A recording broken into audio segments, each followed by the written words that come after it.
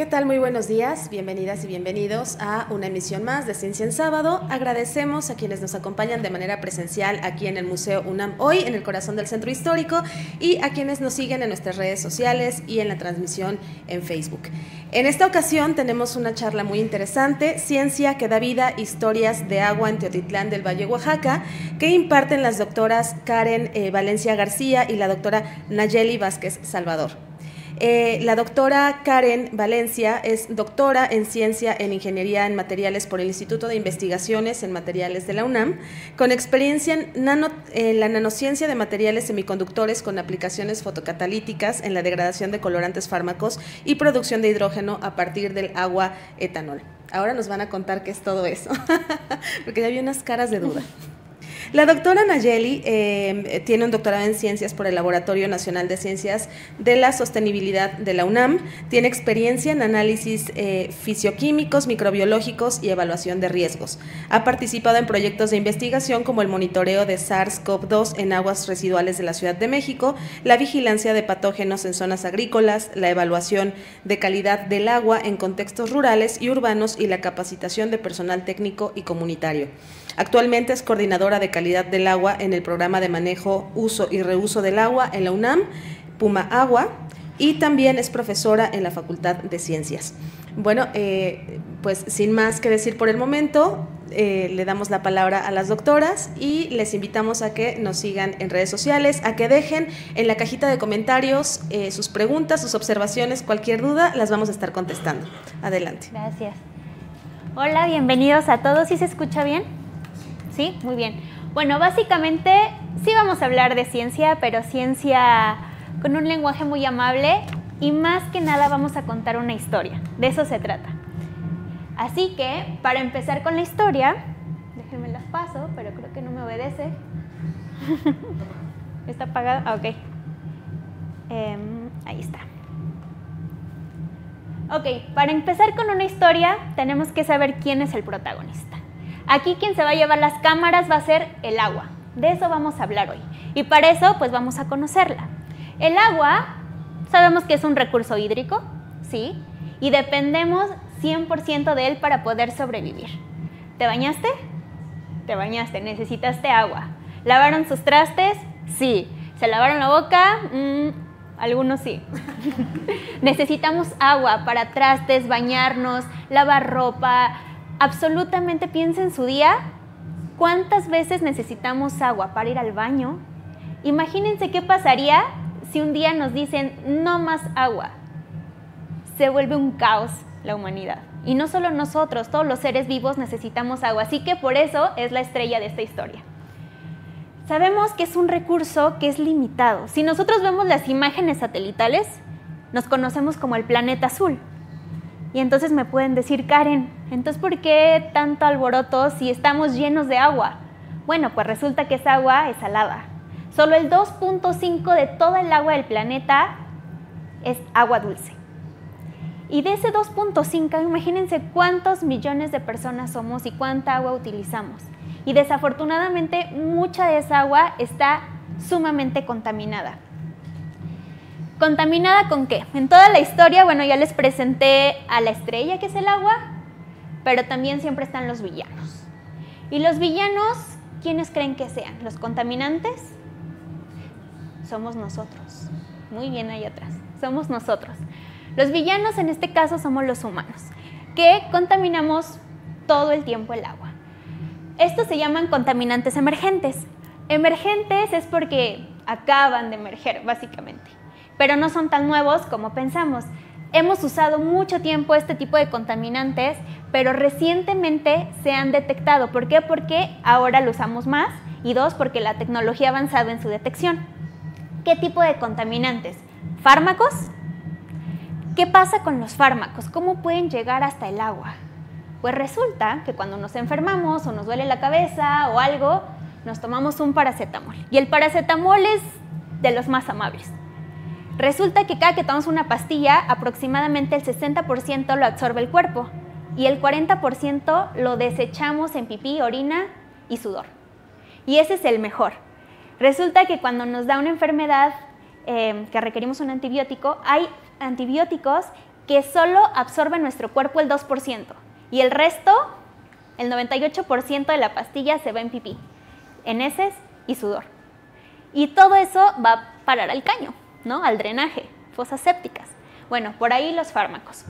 Después tenemos pesticidas, plaguicidas, si le echamos como ray, casa y jardín, a nuestras plantas le echamos para que crezcan bonitas y después les echamos agua, barremos y todo eso se va a ir contaminando y va a parar también al drenaje. Tenemos productos de limpieza. ¿Cuántos productos utilizamos al día? Que el shampoo, que el acondicionador, que la sílica, que el gel, que el desodorante, que la crema, que el make-up, etc, etc, etc, etc. Eso también cuando nos bañamos se va al drenaje. Tenemos otros que son colorantes. Y de los colorantes vamos a hablar un poquito más adelante, pero los tenemos en todos lados. Miren sus ropas, están llenas de color. Miren nuestra cara, están llenas de coloretes, ¿no? El labial, el rubor, el pelo, las que nos teñimos el cabello, pues también ahí hay mucho color. Después tenemos microplásticos. Esa palabra es muy nueva y resulta que en todos los plásticos que utilizamos en nuestra botellita, cuando calentamos algo en el horno, se desprenden plásticos que a veces no alcanzamos a ver. Y adivinen a dónde van a parar, a la barriga. Y resulta que aproximadamente nos comemos una tarjeta tipo bancaria al año de microplásticos. Y esos a veces los podemos excretar también en las popis, en la orina y demás. Bueno, pues resulta que ustedes me dicen, bueno, pero pues eso los pueden tratar, ¿no? Pues resulta que no, que llega el drenaje y en las plantas de tratamiento de agua no están diseñadas para acabar con estos contaminantes. Y entonces pasan y nosotros abrimos nuestra llave para bañarnos, para lo que sea, y tenemos una lluvia de contaminantes emergentes. Y no solo eso, las potabilizadoras también nos tomamos unos tragos de todos los que les mencioné anteriormente. ¿Esto qué causa? Disrupción endocrina, que obviamente nos va a afectar en nuestras células. Y, por ejemplo, en el caso de los fármacos, imagínense que diario nos tomamos un shot de paracetamol, un shot de algún antibiótico. ¿Qué vamos a ir creando? Resistencia a ese tipo de fármacos. Y entonces, si te duele la cabeza y te echas un paracetamol, pues ya no te va a hacer. Y ahora vas a necesitar un ketorolaco, algo más fuerte cada vez hasta que ya no te haga. Y se pone más feo porque también hay anticonceptivos. Y entonces tú te echas tu dosis de anticonceptivos en el agua que tomas o cuando te bañas y abres la boca y se van a ir presentando en las nuevas generaciones problemas de fertilidad. Entonces es un caso serio, sí son muy villanos estas cosas. Ahora, los colorantes, que es ahorita el que vamos a tratar y la historia que vamos a contar. Los colorantes se pueden encontrar en todas estas cosas que regularmente utilizamos. Teñirnos el pelo, los plásticos como estos están obviamente con color, los cosméticos que utilizamos, teñido de telas, las pastillas, alimentos. Y nos vamos a centrar en este, que es el teñido de telas, que todo mundo utilizamos. Es una de las industrias que contamina muchísimo. ¿Por qué? Porque aproximadamente del 5 al 20% de ese color no se fija en las telas. Y entonces las industrias no los tratan y van a parar al drenaje o a ríos como esta imagen que está aquí. Y afecta mucho a los animales, pero también nos afecta a nosotros. Como es muy tóxico, nos puede irritar ojos, piel y también puede producir problemas de cáncer, ¿no? A unas concentraciones muy altas. Por eso es que, bueno, dándoles el contexto, vamos a ubicarnos en la historia y en el mapa.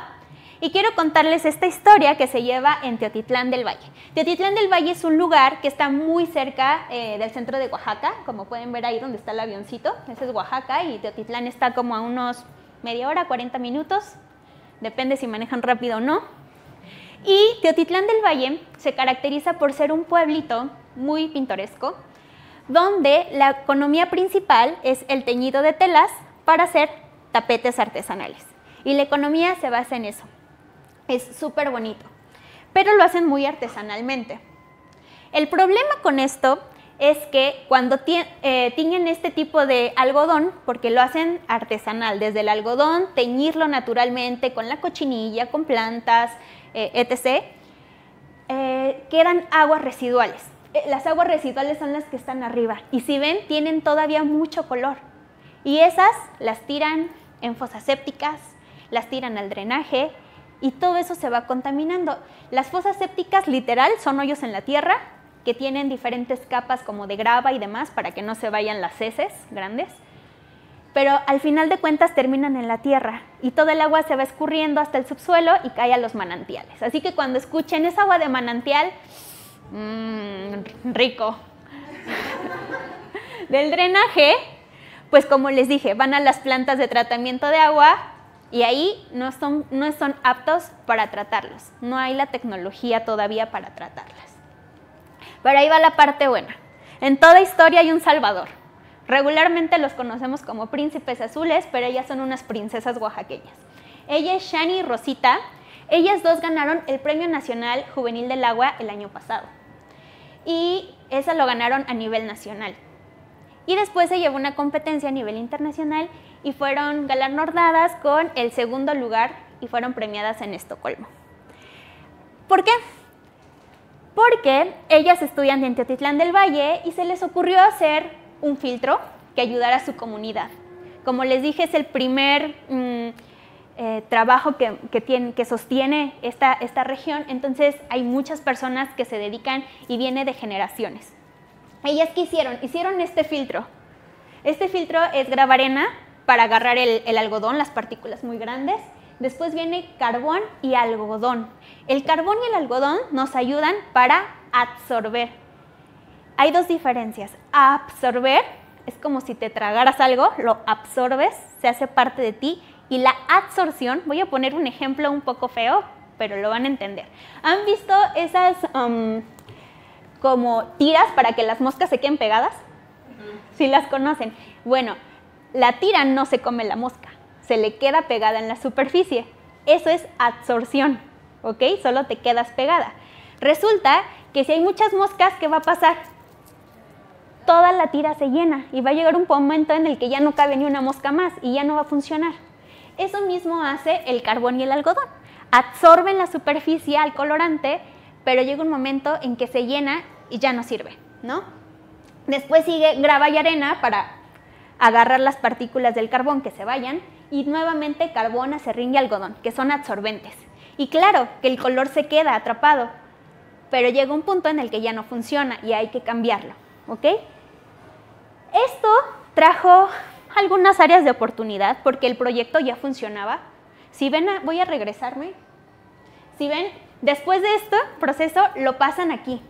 Esta es el agua ya tratada, pero todavía tiene color, no se ve como lista para tomar, ¿verdad? No se ve de este color, se ve con bastante color y un poco sucia. Y lo que ellas querían hacer es utilizarla en el riego de hortalizas. ¿Se comerían unas espinacas con esa agua? Entonces teníamos áreas de oportunidad, ¿no? Faltaría bajarle el color, que se vaya por completo y no solo absorberlo, sino destruirlo. Una cosa muy diferente es que la mosca se quede pegada a que si yo tuviera polvitos mágicos la mosca desapareciera, ¿no? Eso sería mucho mejor. Y haciendo pruebas con la doctora Nayeli, en la parte de microbiología, podemos ver que existen colonias de bacterias. Y no queremos eso. ¿Por qué? Voy a decirles qué son las bacterias. Las bacterias, pues, ¿alguien ha escuchado que te enfermas de la panza por salmonela? ¿No? Y saben que se pone uno muy mal. Es porque venía el agua o regularmente, por ejemplo, los camarones o este tipo de cosas, luego te tiende a dar salmonela, ¿no? Y te sientes muy, muy mal. Pues bueno, hay otro tipo de bacterias que también pueden habitar en el agua y son estas. Desde la E. coli, que es una contaminación fecal, y te puede dar diarrea y otros síntomas gastrointestinales. Tenemos la salmonela, que pues ya lo conocemos, dolor abdominal, fiebre, diarrea, Shigella, dime si lo pronuncio bien, Nayeli, por favor, enfermedades gastrointestinales, y legionela, que es porque está el agua estancada a temperaturas muy elevadas. Bueno, esas son las bacterias que puede haber. Si nosotros regamos nuestras plantas y cosas que nos vamos a comer con eso sería interesante ver que no nos enfermemos, ¿no?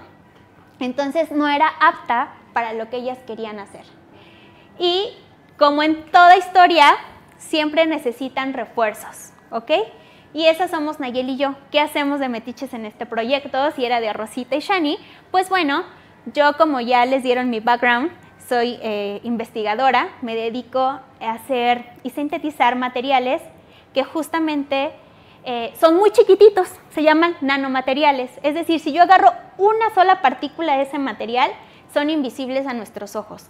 Y a eso me dedico a hacer, a elaborarlos y modificarnos átomo por átomo para que hagan lo que yo quiero hacer, básicamente.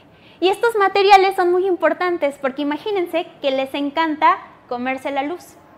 Entonces, una vez que se irradian, están llenos de energía y no saben qué hacer con ella. En este estado le llamamos estado de excitación en la ciencia, ¿ok? Están tan llenos de energía que no saben qué hacer y juegan a la papa caliente. ¿Qué es la papa caliente? Te la paso, ¿ok? ¿Y a quién se la pasan? A los contaminantes. Y los contaminantes dicen, tengo la papa, no sé qué hacer. Lo mejor que pueden hacer es empezarse a partir en cachos, se empiezan a destruir. Entonces, esa es la parte de los materiales para la cual yo asistí a este proyecto, y la doctora Nayeli justamente se dedica a la parte microbiológica, a quitar y testear este tipo de bacterias que no queremos. Voy a ver si le puedo dar play al video. No veo ni el cursor, aquí está. Lo intentaré, no sé si tenga éxito. No, sí, pero es que no aparece, ahí está. Creo que ya están. Bueno, yo trabajo a nivel laboratorio y, por ejemplo, estas son unas pastillas que hice a partir de residuos de la construcción y demolición. Cuando alguien no quiere un edificio, ¿todo eso a dónde va a parar? Todo el cascajo va a parar a los basureros. Y lo que hicimos nosotros es decir, no, dénmelo y yo creo nuevas cosas.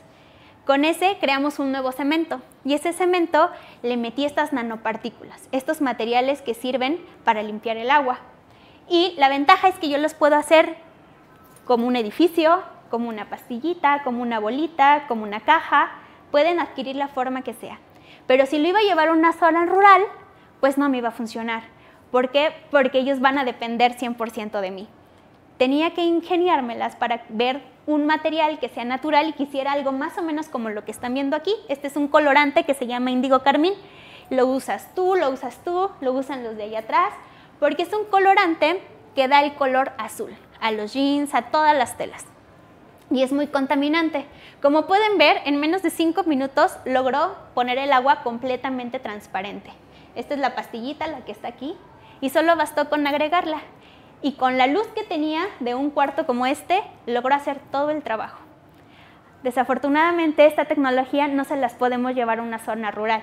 Pero, pensando qué hacer, vi que el tezontle tenía propiedades muy similares. Todos conocemos el tezontle. Es ese que está en las plantitas para decorar, estas piedritas rojas. Y resulta que solo le tengo que echar agua oxigenada, que se llama peróxido de hidrógeno, pero es el agua oxigenada que tenemos en casa, solo que más potente. La que tenemos en casa está al 3% y esta está al 30%. Es 10 veces más fuerte. Pero bueno, con el agua oxigenada de casa funciona también, solo que más lento.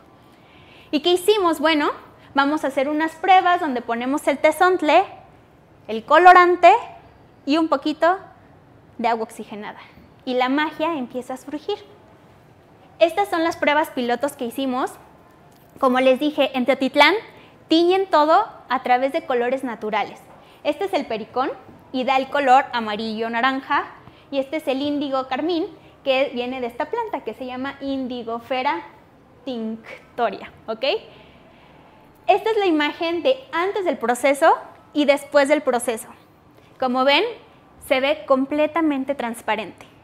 Una vez que lo logramos, ahora sí, nos dirigimos a Teotitlán del Valle. Y ahí, junto con Shani, Rosita y todo el equipo, montamos este filtro. Este filtro hasta arriba tiene grava y arena. ¿Para qué? Para quitar las partículas más grandes, que se queden atrapadas ahí. El siguiente es de carbón. ¿Por qué? Porque queríamos conjuntar lo que Shani y Rosita habían hecho y seguir con su proyecto. Y esto nos sirve para absorber un poco el color. El tercer filtro, que es el que está aquí,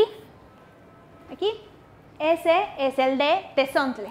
Después pasa otro donde va a haber una tela, donde se quedan ahí todas las partículas grandes, y el último ya es para almacenar. Como ven, así entró el color, que es un rojo carmesí, y así salió, completamente transparente.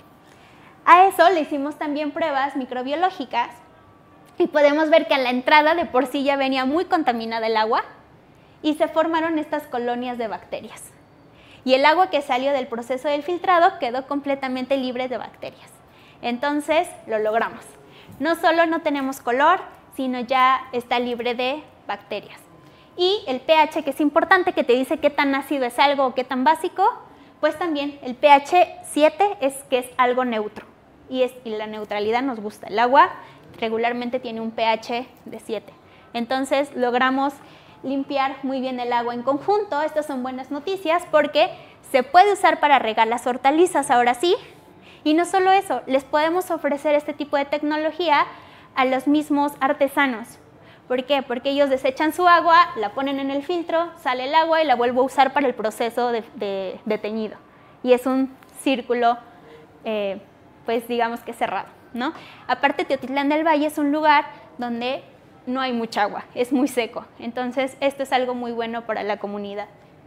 Y básicamente esta historia debía ser contada porque no solo es la ciencia, sino es atrévanse a apostar por sus ideas. Si algo se les ocurre, háganlo, sean curiosos, sean valientes, tengan decisión, sean dedicados, empatía con la naturaleza, con otras personas, valores, perseverancia y que tenga impacto ambiental.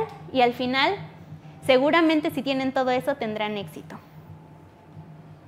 Y bueno, básicamente esa es la historia que queríamos contarles. Espero les haya gustado. Muchas gracias por estar aquí.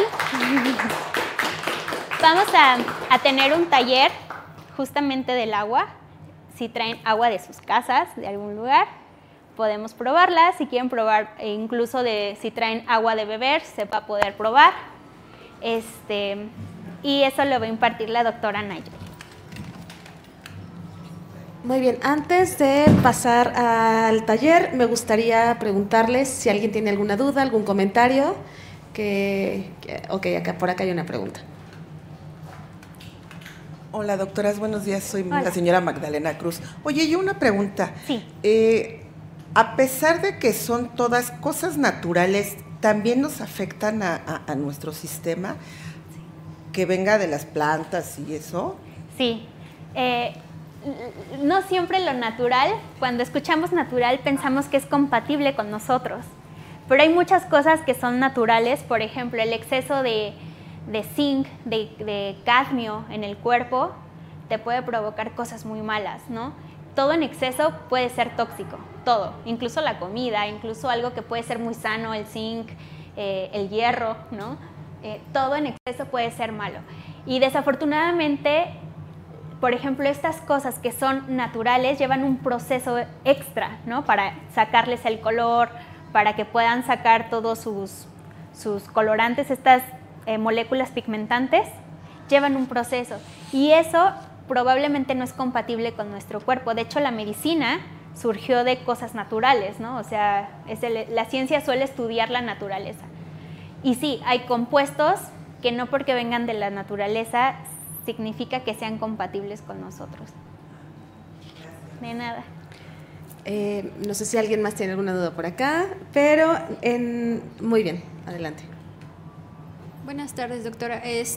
Mi pregunta es, ¿cuáles son los subproductos de la reacción del agua oxigenada y los colorantes y qué se hacía al final, el tratamiento? ¿Cuál es el tratamiento final de estos subproductos?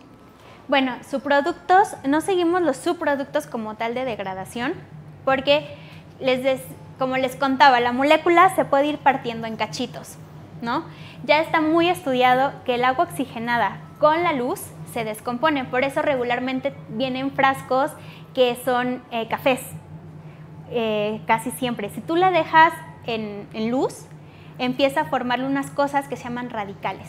Esos son los que nos hacen envejecer, ¿no? Estos radicales, generalmente su tiempo de vida es muy corto, muy corto. y se vuelven a hacer ya sea CO2 o agua. Entonces, en cuanto al agua oxigenada, se deshace muy rápido, sobre todo en climas que son con mucha radiación, se descomponen CO2, agua. Y por parte de los colorantes, no se puede seguir como tal los subproductos de degradación de cada uno, pero se sabe que cuando tienes los radicales que suelta el agua oxigenada, llega una mineralización. La mineralización es un nombre rimbombante para decir se descompone en CO2 y agua. El CO2 es un gas que sube y lo único que tenemos en el agua es agua, ¿no? Entonces, lo que pensamos es que se descompone hasta CO2 agua porque hay muchos radicales hidroxilos. Muchas gracias. En línea nos dejan algunos comentarios. Sí. Desbordes Feministas comenta qué maravillosa historia, felicidades. Detsire Herrera comenta qué interesante, también les manda muchas felicitaciones.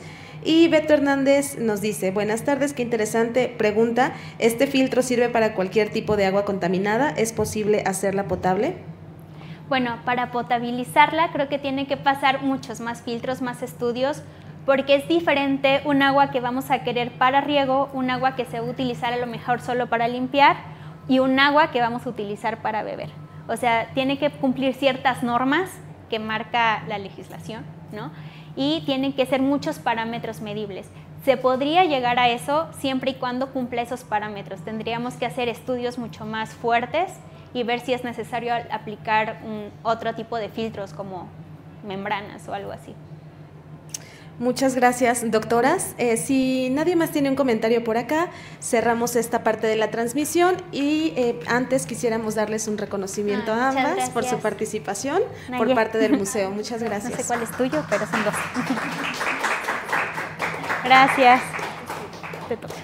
Nos despedimos de nuestra transmisión en línea. Nosotros continuamos por acá con la parte del taller. Les invitamos a que sigan nuestro programa de actividades en las redes sociales del Museo UNAM Hoy. Muchas gracias.